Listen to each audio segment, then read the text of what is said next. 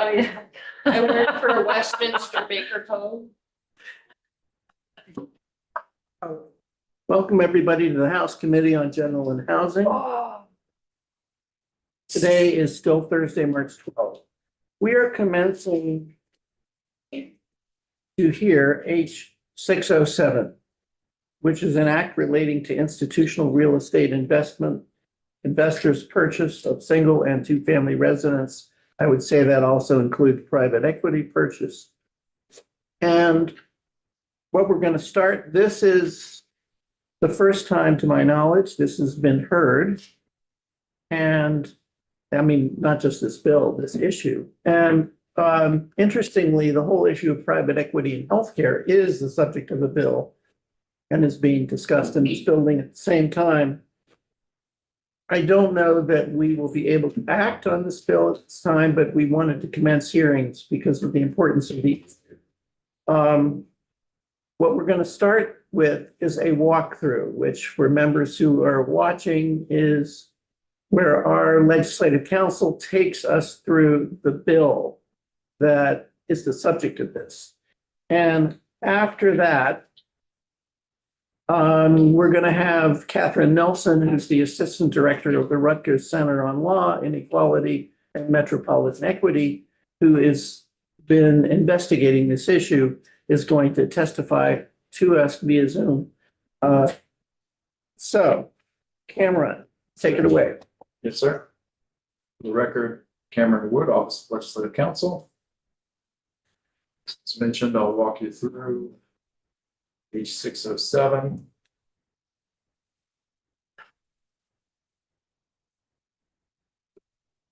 An act relating to institutional real estate investors' purchase of single and two-family residences. This bill really has two parts. The first dealing with the purchase of single and two-family residences by these types of entities. They are defined in their second. So it really first deals with the purchase of those homes, and then separately it deals with the tax implications for these types of entities and what they're authorized to deduct. I'm not going to walk you through that piece. I will kind of comment on it towards the second half of the bill, but that you would need Kirby Keaton for to kind of walk through the specifics of how those deductions work, etc. But before we begin, Section 1 is amending Title 27, adding in a new Section 547. And I just wanted to start by looking at where that is. Why are we putting it in Title 27 and where is it going to fit? So you have Title 27 related to property. Chapter 5 is about conveying real estate. And then this is going to live down here in a miscellaneous chapter. So here, and as you can see, a lot of what's in this chapter is related to recording of titles, rules for perpetuities, rules for mortgages, etc. So it's going to fit within that framework. First, I'm going to talk about some definitions because it's important really to understand what entities we're talking about, who or what this is going to be impacted here. So for starters, we have a definition of a covered entity. A covered entity is an institutional real estate investor or an entity that receives funding from an institutional real estate investor for the purchase of single or two-family residences. So it is a business organization type, could be an individual, but it could also be a business organization. But the key thing is it has to be an institutional real estate investor. That's kind of the key words here. Can you define that for me? I'm going to get to the next definition shortly, and it's going to define institutional real estate investors. Let me pull it up. Let me get there. Sorry. So one thing that's just documented here at the second half of this definition is a loan provided in exchange for a mortgage of the residence that is being purchased is not funding for the purposes of this subdivision. What does that mean? So the covered entity is an institutional real estate investor or an entity that receives funding from an institutional real estate investor. Getting a loan to purchase a house is not going to be considered funding in that determination, if the mortgage is available to other individuals of the public. Okay. So this is about debt. This says it excludes debt because it's really about investors who are putting equity in. Yes, okay, right. Okay, so what, right off the bat, what's not going to be included? What are we not going to talk about here? What's not covered under the remainder of the bill?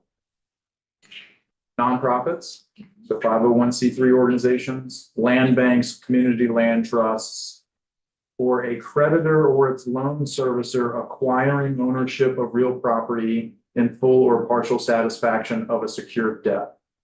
So if you're financing another individual and you're then having to go take ownership of that property because you have a secured debt on that property secured backed by the mortgage right, you executing on that property isn't going to be covered here. In other words, if a bank forecloses, Correct. while they hold it, they're not considered. Yeah. Why not just call it a bank? Because what you're covering here, the institutional real estate investors, I mean, in theory, it could be some sort of financial institution, but it's likely not going to be for this reason. So institutional real estate investor means entity or combined group that directly or indirectly owns 10 or more single family or two family residences. So that's the first condition. This entity has to own at least 10 dwellings. Yeah. Maybe for you or somebody else sitting at this table, why was 10 chosen? I've done some research in what some other states have proposed in this space, and it kind of runs the gamut. The thresholds are different as far as how many homes are owned before an entity comes under some type of similar type of definition. It's really a policy decision for you all. I did not choose 10. Did I? I don't. I don't know if I did either. I was many months ago, weeks ago. I don't. But I ask, let me follow that up. Say I'm an individual who owns my home, Yes. but I also own 9 single-family residences or 2-family residences. Is But- my individual, my home going to create a 10?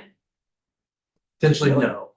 And are you, I So- think we're so- getting ahead of ourselves because you also will have to meet more, it's not, I think people are getting confused when they read the bill, thinking it's just one of those things. So you have to meet multiple criteria. So I think we're getting ahead, I just wanted to. I also want to preface say here, just by way of framing this, Cameron, acting as a scrivener here, looked around at what's happening in other states. There's all kinds of open issues with respect to how we define, who we include, who we don't. Some other state, you'll see there are other things in here that the numbers may be much too big for Vermont. That's all lies ahead for us to decide, as we go. It really, we have the discretion to sort of tailor this to us eventually. I'm trying to highlight for the public because there's been a lot of concern and fear that it was just, that's the only criteria piece is that you Right. owned, like people But- were freaking out. You have to meet multiple criterias combined. Yes, Am I reading it incorrectly? That if I own 10 or more lines 15 and 16, that makes me eligible. The combined is line 17 through 20. So, two it things. says and. Why don't you Well, let him that's- explain it though? Hang on, two things. Not First of you. all, to be an institutional real estate investor, you have to meet 3 things. All 3. You have to own 10 or more homes. Mhm. You have to manage or receive funds pooled from investors and act as a fiduciary with respect to them. Mhm. So you are an investment entity. And you have to have $30 million or more in net value assets under management. You have to meet all three of those to meet. You just said Definition. Oh, my apologies, there's three. If I said four, I'm sorry. You have to meet all three of those to be considered an institutional real estate investor. To the question directly, what if I am a member of this entity? Does my single family residence count towards the number 10? Mhm. And I said, it depends. And it depends because a single family residence is defined, but it excludes, right there in the sub A single family residence that is used as the principal residence of any person who has an ownership interest in the covered entity. So in the example that you gave, let's assume you're a partner in this investment firm and you're investing and you're a fiduciary for other individuals who are giving you money to invest their assets. Your single family residence that you live in isn't considered one of them. Okay. But I do think back to Rep. Gratis now as kind of point of emphasis because I've in working with I've Rep. gotten Gratis so now, there many were some emails questions about this initially when it on first came this. out. The institutional real estate investor has to meet all three of those conditions on the bottom of that page. Own 10 or more single or two family residences. The or both is the single or the two family residence. Oh, That's where okay. the or both is. Thank Right? you. So you could own 9 single family residences and 1 two-family residence. Now you meet the 10. Gotcha. Okay, thank you. That, I think that's what was throwing me off. Right. Thank you. So it's you own 10 or more residences. You manage or receive funds for management. So you're investing other people's monies. And you have $30 million or more in net assets. So the first thing I will point out to you is I have no idea how many of these entities exist in Vermont. And I would advise you to try to your best to find that out. I would potentially start with, DFR or, some of your financial institution representatives that come in and speak to you on a regular basis of whether or not there's a way to. But, Go ahead. but yeah, so I've just gotten frustrated because, when you were doing this walkthrough, this was the piece that I wanted to highlight, cause, I've gotten a lot of emails, on this piece. So before we move forward, I'm just like, for anyone listening, this is a really important part. And as our chair mentioned, all policy decisions, this bill, if I did my introduction a while ago, so I'm refreshing as we go along, was modeled after other states. So it's not reinventing the wheel, but if it doesn't work for us or the committee, these pieces are policy choices. Thank you. Okay. So, moving to page 3, there is in the sub B a clarification of what it means to own a single family residence. You have to own 10 of them.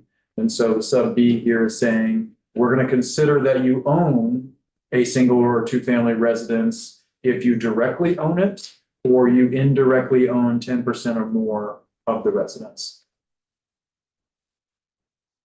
And then we get into the definition of what is a single family residence. One dwelling, the residential property consisting of one dwelling, provided that, as we mentioned, we're not going to consider someone's principal residence. And any single family residence constructed, acquired, or operated with federal, state, or local appropriated funding sources. So going back to the exclusions above, you're excluding nonprofits, you're excluding land trusts, you're excluding land banks. The thought here, if you're getting federal funding to subsidize the building of these entities, we're not going to consider those. Two family residence, you have the same A and B. So the only difference here is it's a residential property consisting of 2 dwelling units. Very straightforward. Okay, now those are just the definitions. So we know what we're talking about. We're talking about covered entities. What's a covered entity? It's an institutional real estate investor. Now, what are we going to regulate here? We're regulating when those entities can purchase homes. So that's what the sub B here is. There is a 90-day waiting period for those covered entities. So under the sub 1, notwithstanding any other provision, a covered entity shall not purchase, acquire, or offer to purchase or acquire any interest in a single-family residence or two-family residence unless the residence has been listed for sale to the general public for at least 90 days. So it is not a prohibition on them purchasing property. It's saying that you must wait 90 days in order to acquire any interest in that home. And then you have a sub 2, which is stating that if the seller changes the asking price, the 90 days starts over. Right. So if it comes off the market, goes back on the market, or the price drops or increases, any change in the asking price from the seller, the 90 days starts over. And then the sub C is enforcement. The violation is deemed an unfair method of competition in violation of the Consumer Protection Act. So you have, kind of deceptive acts in commerce. You also have unfair methods of competition, and this is deemed an unfair method of competition, which brings with it steeper penalties under the Consumer Protection Act. That's the meat of the bill as it relates to the purchasing and transfer of ownership of homes. The rest of the bill, section 2, so page 4 on, this is about bringing over and defining the same type of entities in the tax code, and then impacting certain deductions that these entities can deduct for the purchase of these homes or interest gained from the purchase of those homes. From their taxes. And again, I would have to defer to Kirby on how that works. Have any specific questions in that space? My understanding is we're depriving them of tax benefits. You essentially don't have depreciation, you don't have, Yes, sir. you don't have depreciation, et cetera. Yeah. That's how I would, best way to phrase it simply is you're taking away some tax benefits for these types of entities. Can that just be for Vermont, Correct. but not for investors from outside of state? Is this, so are we talking? I'm picturing two different scenarios. One is entities that are based in Vermont buying property somewhere else, or entities from somewhere else buying property in Vermont. Mm-hmm.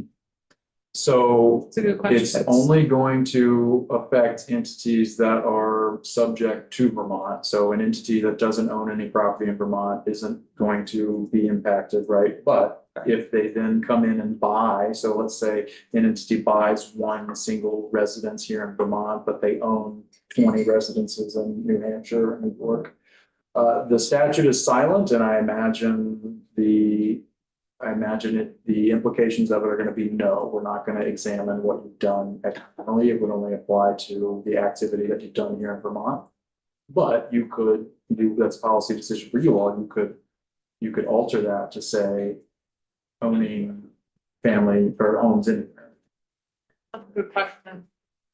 The whole issue of both ways of purchase of out-of-state property by Vermont entities and purchase by out-of-state entities is something that has to be dealt with, yeah.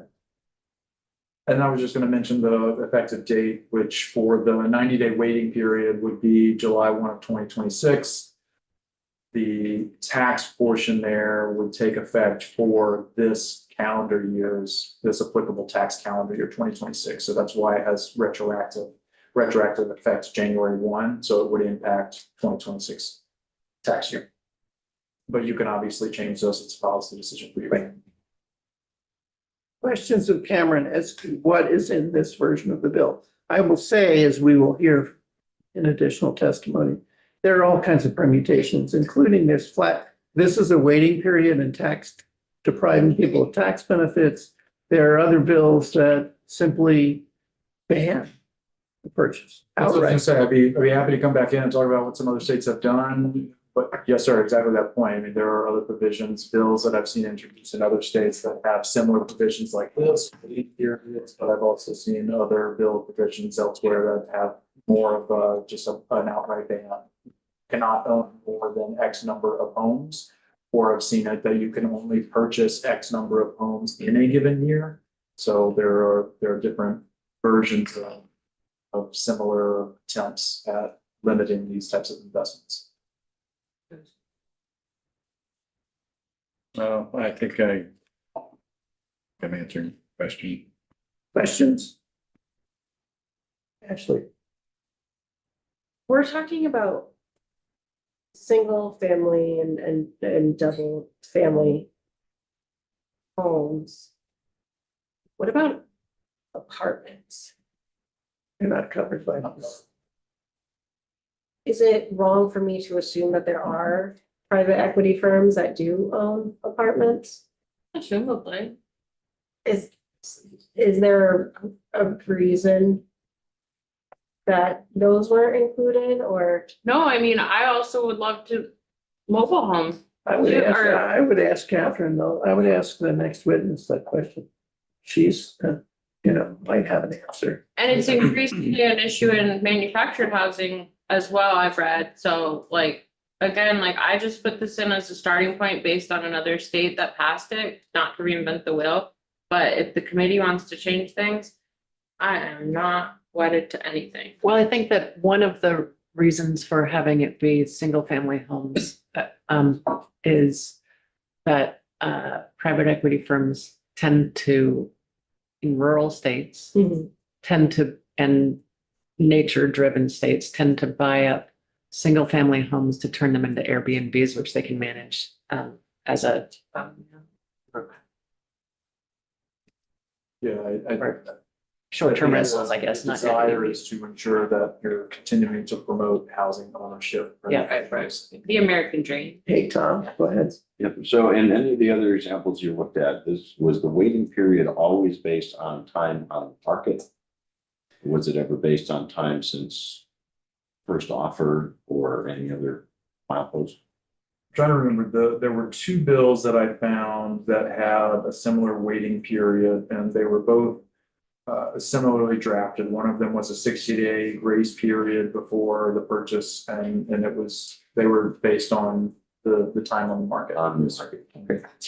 Okay, so we may want to look at that because I'm thinking of, we don't always have the market we have now. If this is 2009, they could have half the state.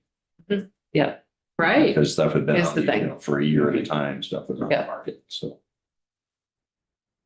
And I just want to also thank Cameron publicly and for the committee because this has been a multi-year, like multi-year. I pulled this bill one session because things were really busy and we had a lot going on. And so then, but this has been a big lift for a long time to get to a bill. And so I really appreciate your work on, it's a heavy lift. Thank you. It's fun doing some research on other states again. Sure. That's it. Go ahead. Yes, fabulous work indeed. Since you're here, I might as well just ask the question. In the first section of covered entity, can you explain again what the getting a loan for the residents exempts you of? There's a loan provided in exchange. So it's saying that covered entity means an institutional real estate investor, as we've defined, or an entity that receives funding from an institutional real estate investor. So think about it this way. You have a real estate investor sets up a separate entity. And I'm going to funnel money into the separate entity to do exactly what you've told me I can't do as the institutional real estate investor. And so this separate entity, if the separate entity is getting a mortgage that was available to other people to purchase a home, we're not going to consider that as a separate entity receiving funding. Okay, so I think my mind was going to, I think what I thought I answered for myself was the fact that it has to be of loans available to the general public. Because a lot of investing, they don't actually just stick all their cash somewhere, they use debt to. Right. So if they're just acquiring the buildings through getting debt, it would just have to be something that anyone else can get. It can't be Right. normal channels of, okay. Thank you. You have to go? If I may have your leave, if you have no more questions for me, I'm gonna go work on the things that I have to do very. I don't know. I'm not sure we can deprive ourselves. Thank What- you. Thank you. So next, we're going to hear from Catherine Nelson. Catherine, you're here, I believe, on the screen. Yes, I am here. Great. Good afternoon. Catherine, I'm Mark Mahaly. We haven't actually personally met, though I attended the conference at which you spoke in Wilmington, the housing Wonderful. conference. And it's on that basis, because of your presentation, that I asked that you be invited to come here. This is the General and Housing Committee of the House of Representatives of the Vermont State Legislature. And we're well aware that perhaps this issue is not as prevalent here as it is in, say, Newark, but it's something that people have been talking about and worrying about, and we're taking advantage of the fact that we have a bill on the subject, which is essentially just a vehicle that allows us to talk about it, to open hearings. And this is literally the commencement of hearings. This week, just to give you background, this week in the legislature is what we call crossover week. It is the week in which bills have to be out of the House of Origin, no, out of the Committee of Origin, and then next week or the week after voted out for the other house. So we've done pretty much of that. This bill, it is not likely that this bill, in fact, I'd say this bill is not going to be voted out of this committee in the next 2 days. So this is our chance to begin the process. And if we're a little ahead of the curve, so be it. But so this is kind of more of a generic inquiry. And I think what I'll do is ask the committee to introduce itself to you. Debbie, you want to, just so you know who you're talking to, you can see us, I think, yes. Yes, I can see you. Yes. I'm Debbie Golgan. I represent St. Johnsbury, Concord, and Kirby. Tom Charlton, Athens, Chester, Grafton, and Wyndham. Joe Parsons. Leonora Dodge from Essex. Ashley Bartley, Fairfax, Georgia. Mark Mahaly, I'm the chair. I represent Calais, Plainfield, and Marshfield. Emily Krasnow, South Burlington. Claudia Lamont, Lemoyle, Washington District. I'm Elizabeth Burrows, and I also attended that CSG conference. I'm Mary Howard and I represent Rutland City District 6. Gail Pezzo, I represent District 20, Colchester. This is, there are 150 of us in the House. Okay. We each have one committee. I know many legislatures have multiple committees. We have one, thank goodness. So, and this committee, the 11 people in this committee actually represent a pretty much of a good cross-section of Vermont, ranging from Tom, who represents, and Joe, who represent many small towns, to Debbie, who's in a medium-sized town, and some people here from the Burlington area representing, what would be considered a small city elsewhere and is considered the big city in Vermont. Each of us represents about 4,000 plus people. Okay. The total population of Vermont is just north of 600,000. So welcome to Vermont. You want to tell us your name for the record and introduce yourself? I'd love to. And thank you, Chairman, for inviting me here today and for the opportunity to speak with you all about this topic. I'm Dr. Katie Nelson, and I am with an organization called Rutgers Climb. Climb is the Center for Law, Inequality, and Metropolitan Equity. We're based out of the law school, but we are a multidisciplinary research organization with a mission for public scholarship around place-based and structural inequality. So I've been asked to come and speak to you today about institutional investors and single family homes, by which we mean 1 to 4 unit homes generally. And this is an issue, we'll say, very near and dear to the heart of Climb. Climb's based in Newark, New Jersey, and we were introduced to this issue of investors in single family homes a number of years ago when a group of community organizations in Newark came to us describing that they were having increasing difficulty accessing properties to be able to rehab and develop for affordable housing, and describing a kind of widespread increase in this we buy homes for cash kind of activity. And they asked us to look into it, which we did. And this was now a few years ago. And the report that we came out with was called Who Owns Newark?, in which we found pretty dramatically that almost half of all of the homes that were bought and sold from 2017 through the first quarter of 2020, so almost half were bought not by a home buyer or a group of home buyers, but by corporations. So that's, different kinds of LLCs or LPs or Incs or Corps. We did look very, very closely at all of this data. We pulled out everything that could be a CDC. We pulled out everything that could be a government agency. We pulled out everything that looked like it was going through the foreclosure pipeline in some way. And we were still left with this incredibly large share. We looked at historical data. We found that the percent increase was dramatic. It was a threefold increase in investor buying in just a handful of years, 5 or 6 years. And what we were able to discern, and this is corroborated by other research both in New Jersey and throughout the country, is that this dramatic increase coincided with the foreclosure crisis coming out of the Great Recession. So that a number of, we'll call them new actors, private equity, other financial institutions, got their start in the single family housing market by buying up large numbers of foreclosed homes. And there has been, even as the foreclosure crisis has receded into history, these investors have continued to play a larger role in the single family housing stock than they had previously. The more we looked at this data in Newark, we found that that was heavily concentrated in 2 sections of the city that are predominantly African American.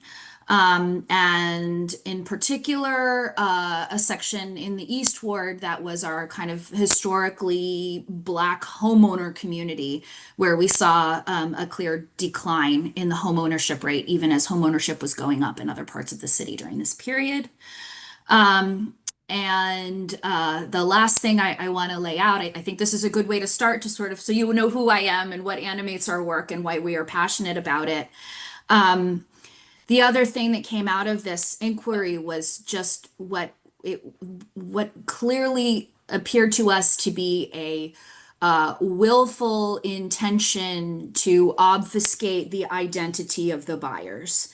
And that is not, a generalization across everyone. Certainly there were, my LLC holding company 1, my LLC holding company 2, but there were huge numbers of purchases that were by companies whose we only had a PO box to go with them. And so we spent an awful lot of time trying to figure out who was related to who. But this obfuscation thing felt very, very important to us because it hits at transparency and accountability, and what, to us ultimately was the biggest takeaway from this project, which is that while the actions of these companies they're not illegal, they may not even be nefarious in any way, shape, or form, right? This is business. But nevertheless, the outcomes are predatory to the neighborhoods that we were, like particularly the neighborhoods where we were looking at, where it was happening on the scale that it was.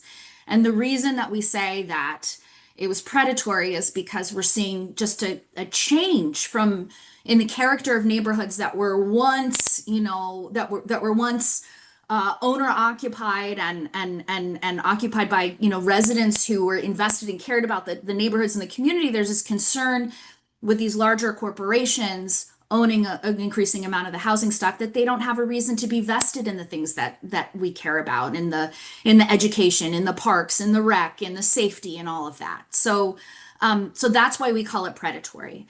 And that is kind of an introduction to me and to Climb and to how we came into this.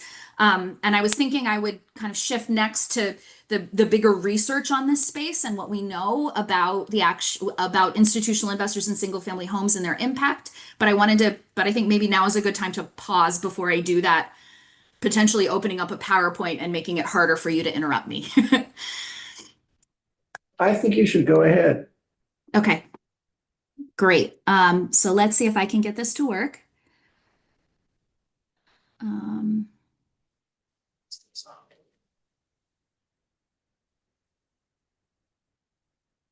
I think I may need permission. You're now the co-host, so I think you could just hit share. Terrific.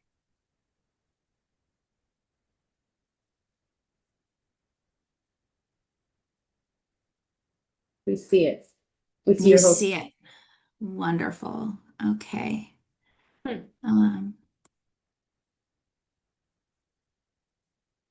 Slideshow. There we go. So is everybody seeing my slide deck now? Yep, we Yes. see your slide deck and we see you in your little window. Perfect. Perfect, as it should be. So these are the findings from Who Owns Newark, which I think I just talked you through. And I'll just jump to here, which is since we came out with Who Owns Newark, there have been a number of additional studies that picked up on our findings. Most recently, this study came out in December of 2025 and looked at the entire state of New Jersey. And what they did was they looked at a snapshot in 2012, a snapshot in 2022, and we're looking at changes across that time in the ownership patterns of investors in the state. And what they found is that corporate ownership more than doubled across the state during that decade.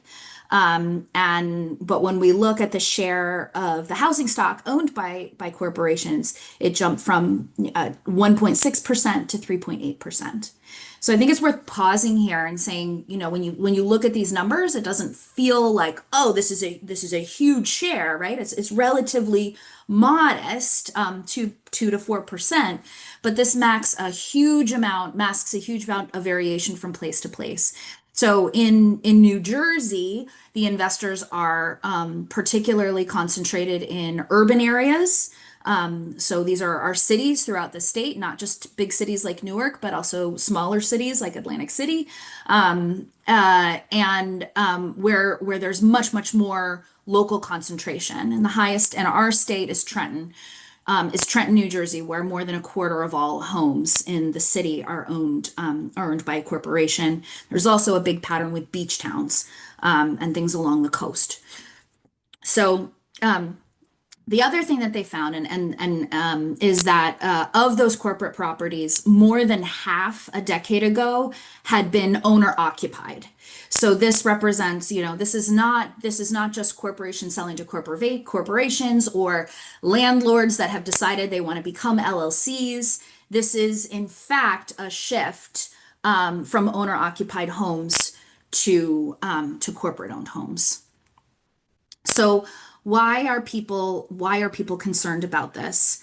And I could go on a long time about this, but I want to raise what I think are sort of the three main buckets of issues that come out again and again. The first is the way that that their activity is crowding out homeownership.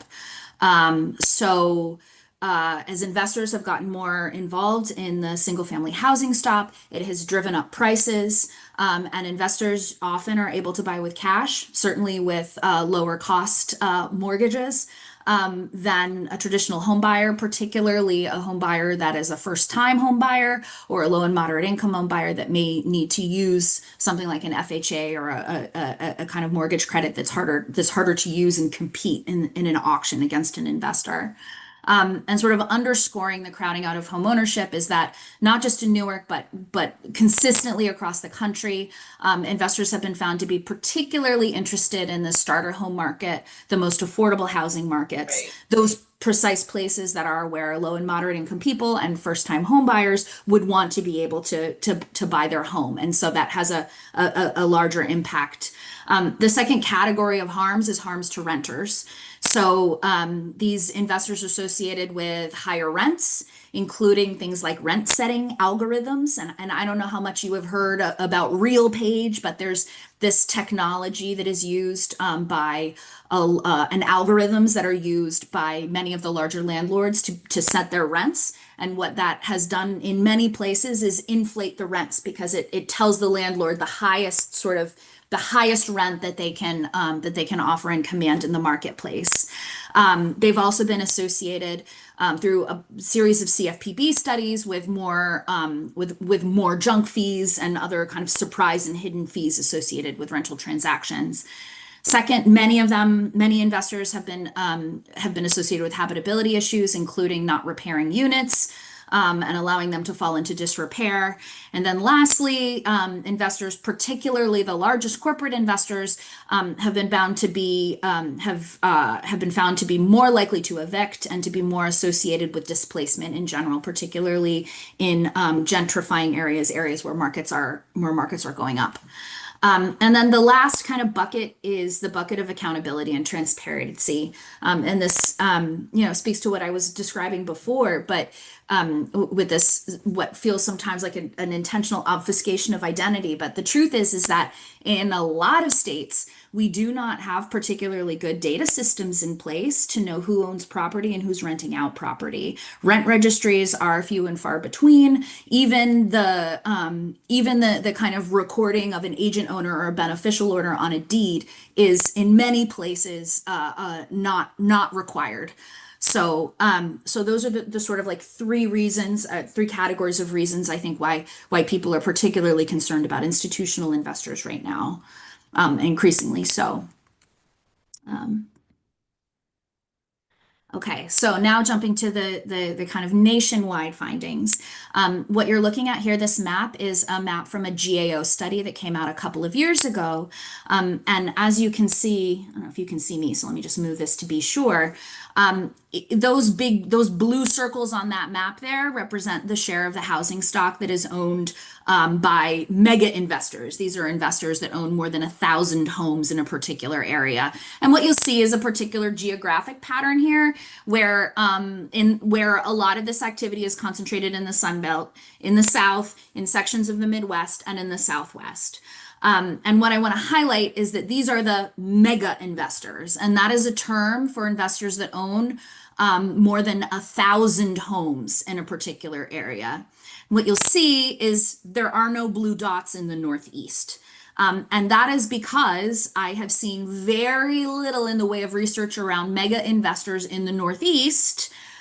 Investors in the Northeast do not seem to come in the mega variety, at least as often. So you've probably heard of Blackstone. You may have heard of Invitation Homes. These are some of the big names in single family rental, the big companies that are buying up properties. And those companies, as far as I have seen, are not active in this part of the country. They're just not. And instead, what we have are smaller, kind of more regional, and a lot of it private equity companies that are purchasing maybe dozens, maybe hundreds, but I'm not convinced that thousands is necessarily the scale at which we're talking. Although that's not to say for sure, because this is the other piece of it. Most of the research out there is about these large publicly traded companies. And a lot of the activity that we find of investors in that I found in my research has not been publicly traded. These are not folks that are filing with the SEC. Most of them are private companies. And so it's very difficult to figure out who is related to who and just how many properties they own. So there's a real kind of extra dimension of a challenge of transparency in terms of knowing who these actors are and what they own and what the full scale of their involvement is. So really what I want to underline there is that most of the research that you'll see and that you'll hear, and frankly, when you turn on the news and you hear people talking about this issue, most of what they're talking about are these mega investors. But what we have in our markets here in this region is maybe not particularly well captured by these studies. Does that make sense? Can I ask a question? You can't see me, I don't know. Go ahead. Please, go ahead, please. Thank you. How did they gather their data? So there are Oh, sorry, large. I just want to go restate ahead, it more please. accurately for the committee. How did the other states and this, like, is there ways for us to gather, like, yeah, you knew my question. Does that? I understand your question. I my understand brain. your question. So Okay.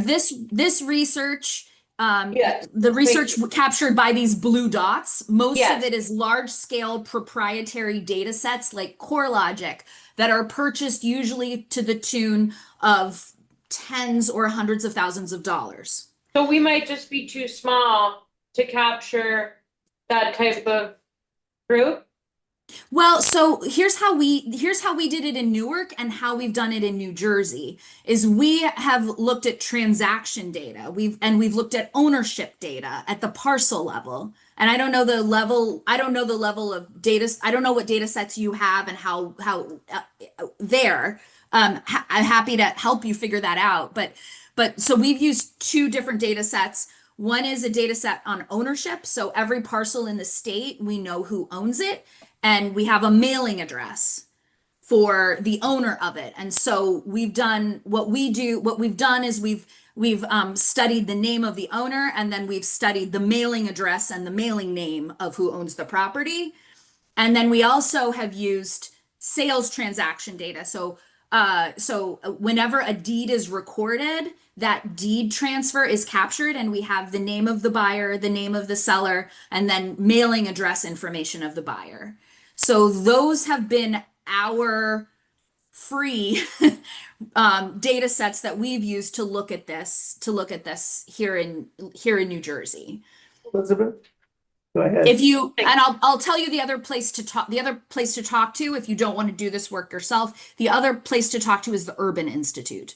The Urban Institute is the sort of one kind of public, they have the national data set, and they've done studies nationwide. So they would potentially have data in-house if you didn't have something, locally or statewide that you could use. Elizabeth. I was just going to say that I'm a huge lifelong fan of the Urban Institute's work. I attended two webinars that they had in the last, 8 months on this issue. One of them was really interesting.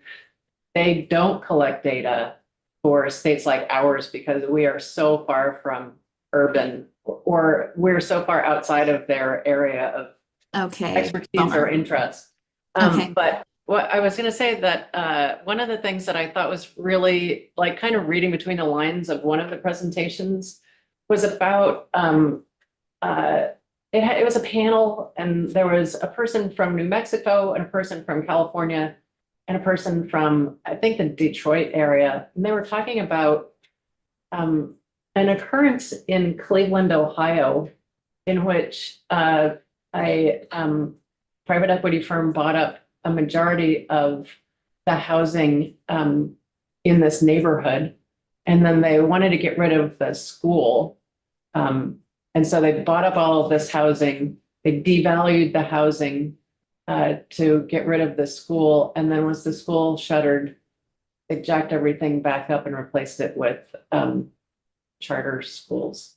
And I think that that's actually a, kind of a hidden piece, is that while you've got this is from Urban Institute data, like you've got 5% in Cincinnati, 2% in Columbus, but they are also causing this kind of change, even if it's a small percentage. They're still causing this kind of change in specific areas. Like I know from knowing somebody who was a private equity investor that a lot of Syracuse, for example, was bought up by private equity in the, during the foreclosure crisis. And so while it doesn't necessarily, like if you see 25% in Georgia or in the Atlanta area, looks really significant. But also there are these other very localized impacts that feel really outsized to the area that they're affecting. And I just wanted to point that out because it doesn't necessarily show up on overall data. Catherine, is this, 100%, yes. I just want to understand this chart. Is this chart limited? I mean, as I remember, sort of one way of thinking about this is institutional investors being investors that are publicly traded, publicly available information like BlackRock. Mhm. And then private equity, which are not. Is this institutional investors, this chart? Or So, does it also include private equity? well, let me say it this way. The definition of institutional investors, as I understand it, is that these are entities which invest on behalf of a group of investors in housing or homes. Right. And so it's less about whether it's publicly or privately traded, and it's more about that relationship, whether there's a group of investors behind it. This data set, this analysis, which I'm pretty confident is the Urban data, the Urban Institute data, it wouldn't, in theory, disqualify private equity from being involved, but I don't know how much private equity exists at this enormous scale of 1,000 homes or more. Okay, so this is just either private equity or publicly traded. It's just people who own entities that own over 1,000 homes. So Correct. go ahead then. Yes. So that actually takes us straight to definitions, and I appreciate the segue. So institutional investors, they invest money in homes in behalf of other investors. They may be publicly traded, like REITs, for example, are all publicly traded, but others may be private equity. They come in all sizes. Typically, the larger it is, the more likely it is to be publicly traded. Once you hit a certain size, it's much, much more likely that you're going to be, that you will be filed with the SEC. But it is not at all uncommon for investors, for private equity that have dozens or hundreds of homes to not necessarily be publicly to not file, right? And so we don't then therefore have some of the other publicly available data that we would have about them. The other clarification I want to make in the terminology here is between a corporate owner and an institutional investor. The way that we've done our research and the way that most of the research is done in this space is not actually identifying an institutional investor. Rather, what we're doing is we're identifying owners who own a lot of the housing stock. And we're doing so by identifying corporate owners. So a corporate owner is just any buyer that uses an LP or an LLC or an Inc., right? And it is increasingly common over the last couple of decades, even for people that just are purchasing one property, to do so with an LLC. So you don't, when I talk about corporate ownership and corporate buying, that's a very heterogeneous group. It's not, you should not think that all of them are institutional investors. Some of them may be small scale landlords. They may even be, family trusts, something like that. And so just be aware, just be aware of that. When we come down to like talking about regulation and legislation, often I've seen that folks are using terms like institutional investor when they in regulations, but in practice, what they're really doing is they're talking about how many units someone owns who's a corporate entity. Does that make sense? I just want to pause there too. I don't know if this is all obvious, but it gets complicated. So Go ahead. okay. Great. So, and I think at this point, I've said this, in this region, in the Northeast, generally, corporate owners of homes are more often not publicly traded, and they are more often local and regional entities that are mostly unknown, or largely often unknown to the public. So I'm going to jump to the study that Clem subsequently did in Philadelphia. We did this with partners at the Reinvestment Fund and the Housing Initiative at the University of Pennsylvania, where the goal was at this point, we had started to see numbers on the share of units that were being bought and owned by corporations, and seeing that some of them, particularly in cities like Philadelphia, were relatively large. And so our motivating questions were, who are these investors specifically? What are they doing with the homes once they acquire them, and what's the impact on our neighborhood? But really, we wanted to get a better handle on who they were. And these are our findings. We identified the kind of largest corporate buyers as those that bought 100 or more homes during the time of our study.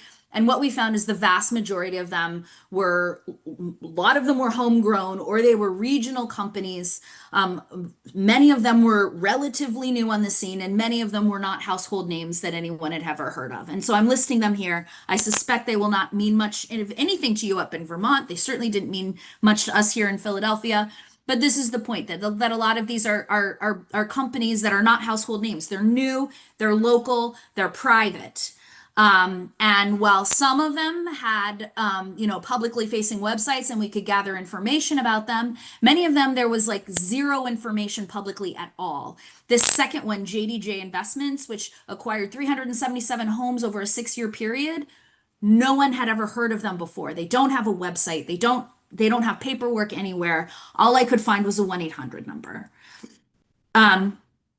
Sorry, all you could find was what? I didn't mean a 1-800 number, a 215 number, which is our local area code, a 215 number, which I called many times and got several people on the phone, and then decided that this was not research. This was moving in the direction of reporting.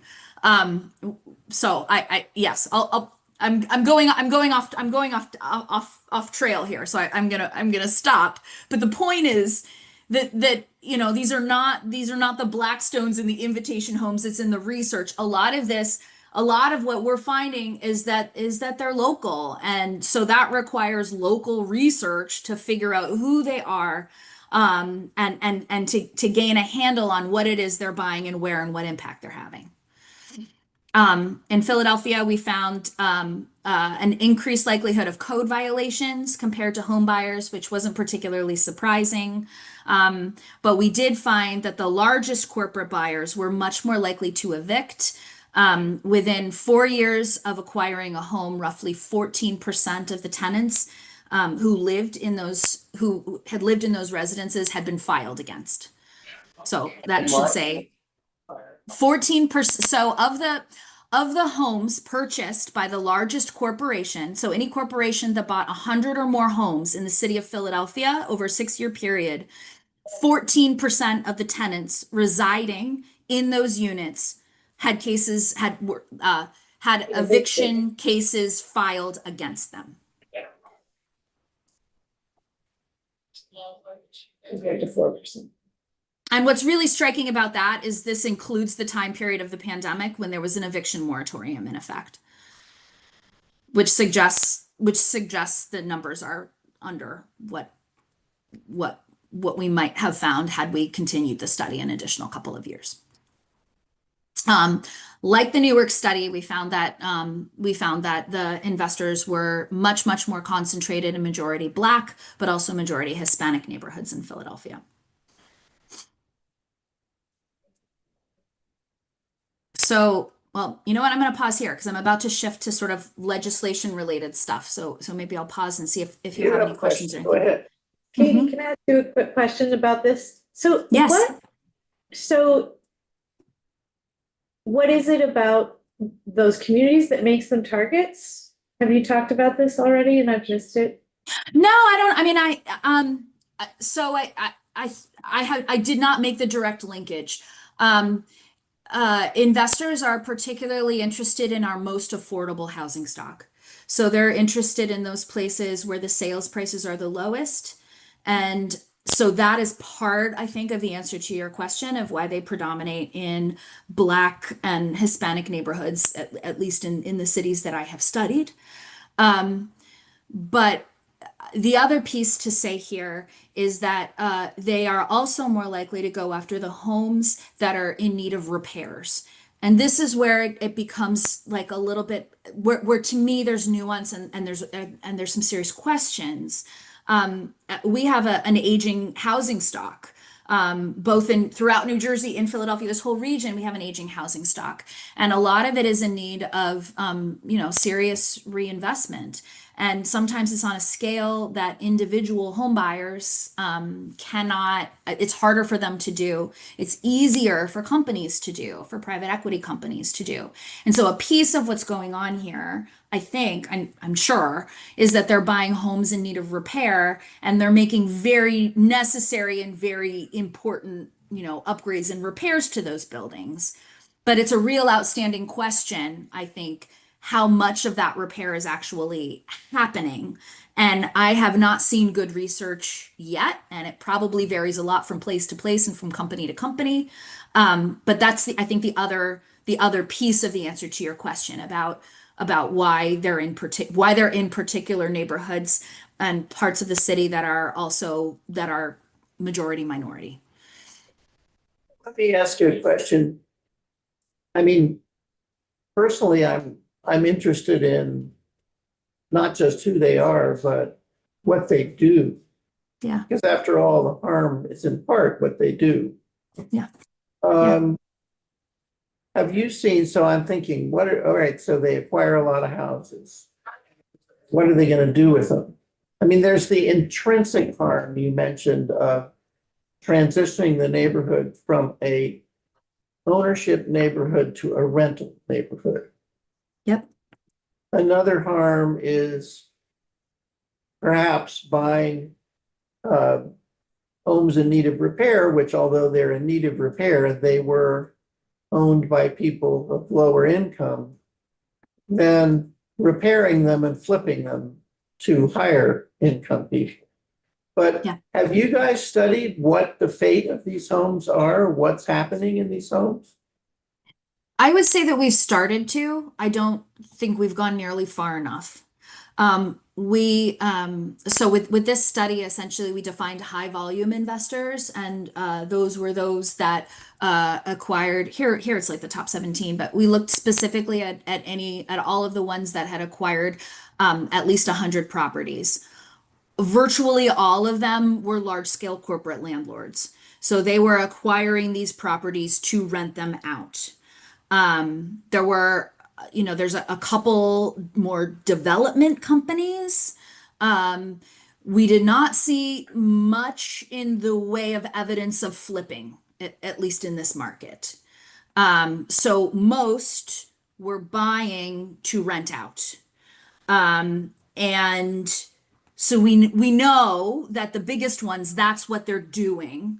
What we don't know is what kinds of repairs and what quality of repairs they're making, nor do we have good data on what happens to the rents of the people that live there.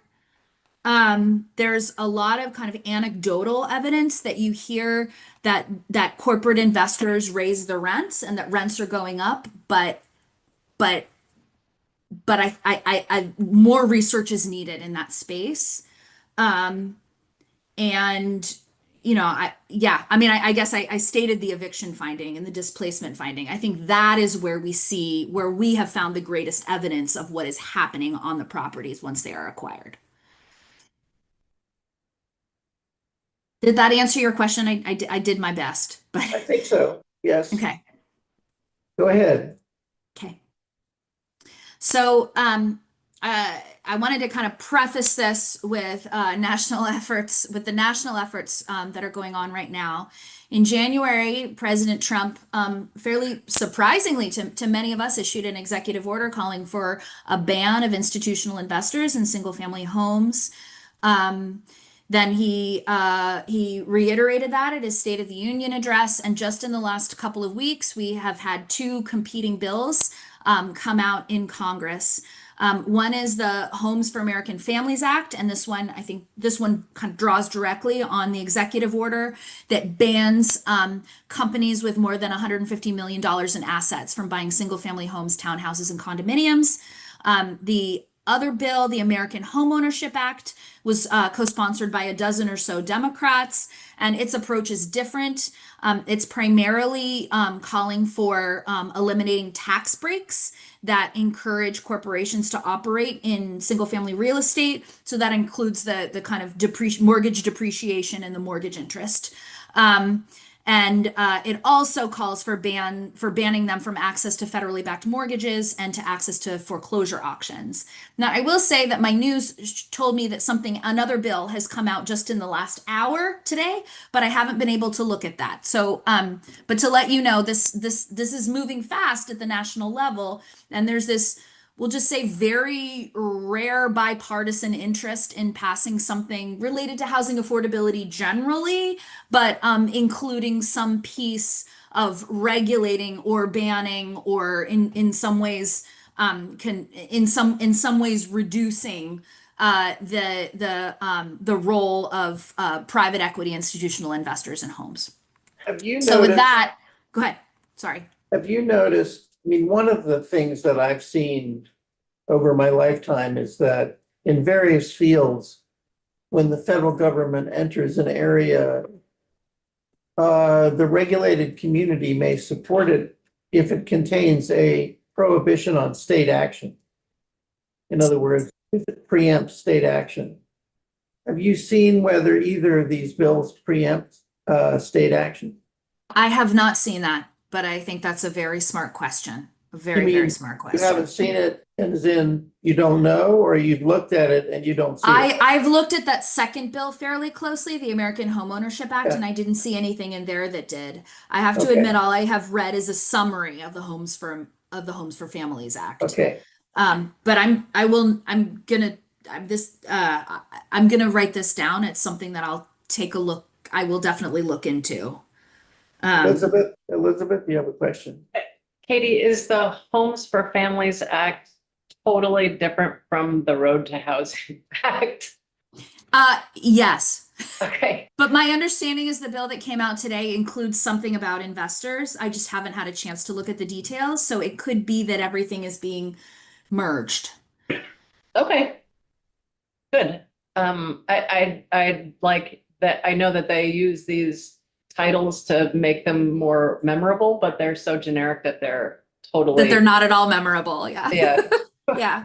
Thank you for clarifying. Has there been any action under the executive order by any agency? I have read that they're looking into it. But I have not seen anything come out. No, Okay, with more detail. Unfortunately, I think it's worth pausing here to say too that because of the world we're living in right now, the word affordability, well, unaffordability is at the center of a whole lot of these debates and a whole lot of these discussions. And I think that's important, and I want to raise it because while affordability is a piece of the problems or the challenges posed by investors in single family homes, it's by no stretch of the imagination the only one. And I have been a little bit concerned by some of the things I've seen put out that sort of narrowly talk about the institutional investor issue as an affordability issue, when I think that kind of pushes aside a lot of the habitability questions, which I think are front and center, the displacement questions that should be front and center. And I mean, it kind of gets indirectly at the rents and the pricing algorithms, but I think it's a narrow slice. And I think the national legislation, that conversation is very much this narrow slice of affordability. right. Okay, so approaches to regulating investors. And I'll say that this list came about well, it started in New Jersey because it came to my attention that there were about a dozen bills floating through the New Jersey state legislature that had been introduced within a year around the topic of institutional investors.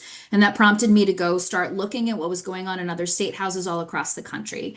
And so these buckets, like these 4 categories, this is what came out of this, sort of lit review, if you will, that I did of different attempts at the state level across the country to address these issues.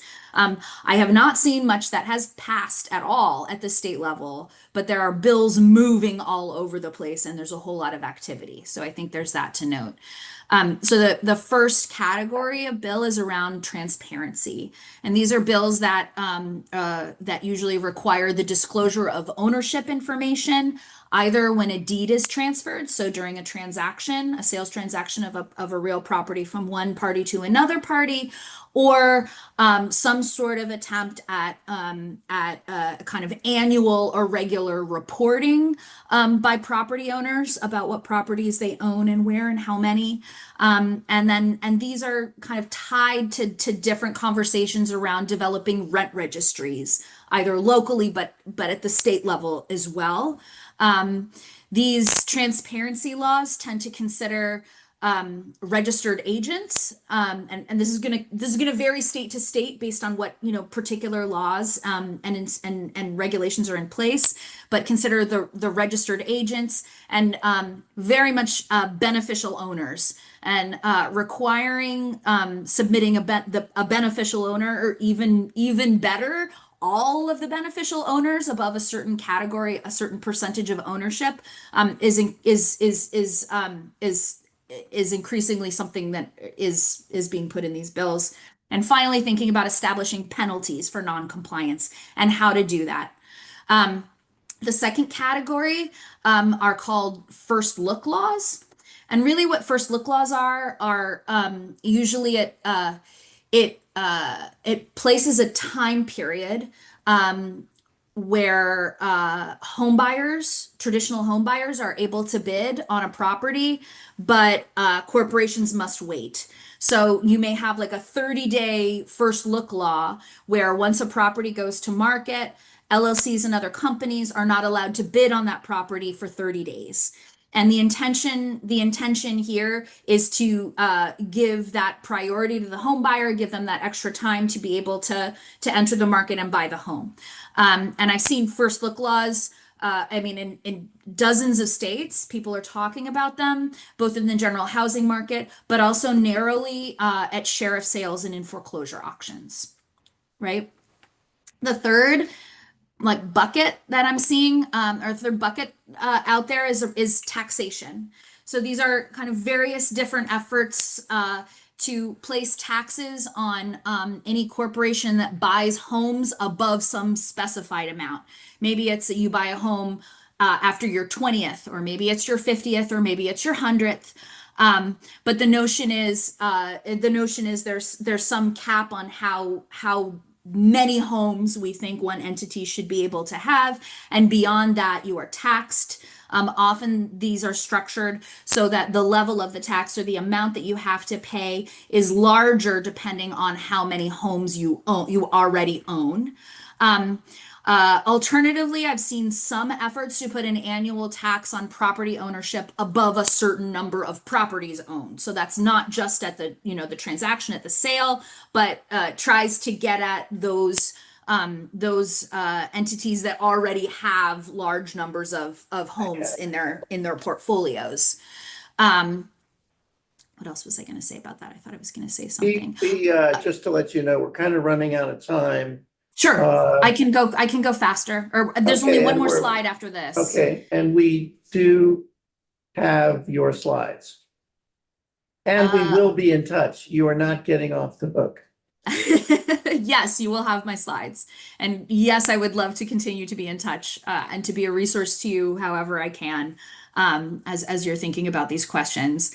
the final bucket, I'll just say, is indirect. And these are, you know, kind of different ways of regulating the activity of investors without actually going after them directly. And this includes everything from leveling the playing field to homeowners through, like, you know, down payment assistance programs, that sort of thing, or taxing some of the negative externalities that have come up, be it, you know, around vacancy, a vacancy tax if you're seeing flipping, or proactive inspection programs to respond to those investors that have accumulated a whole mass of code violations.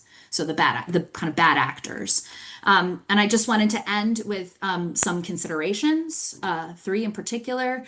The first one is defining an institutional investor. And we've talked about this a little bit, but I just kind of wanted to underline it, that that really the way that these investor in single family homes or housing more generally is spelled out in regulation is typically based on the number of units that they own.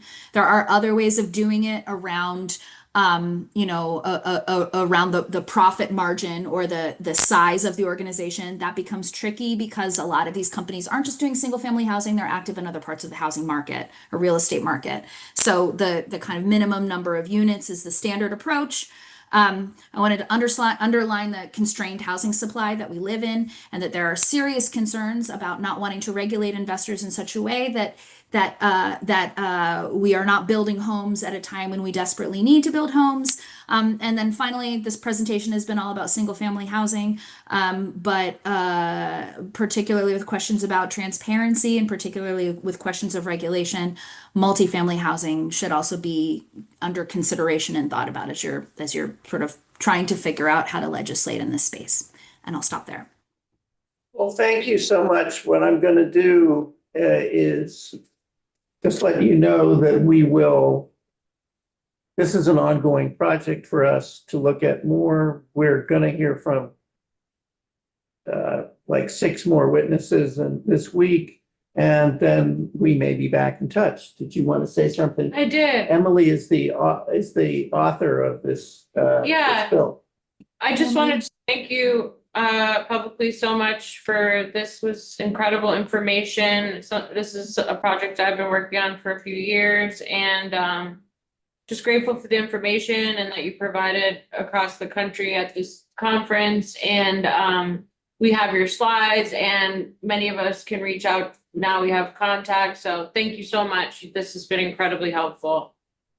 I'm so glad. I'm glad I could be here. Let me know if I can Okay. continue to help and support. Thank you. All right, thank you. Sure. Okay, so we're going to now, We don't have slides up on today's date. Are She they had- coming? Okay, they're coming. thanks, Mary. and I actually have them. They're the same slides that were used before. And we're now going to take a break. We'll come back here. It's kind of a bio break, short break. Why don't we come back here at 2:30? We're going to hear from 4 witnesses, and we only have an hour. So Oh,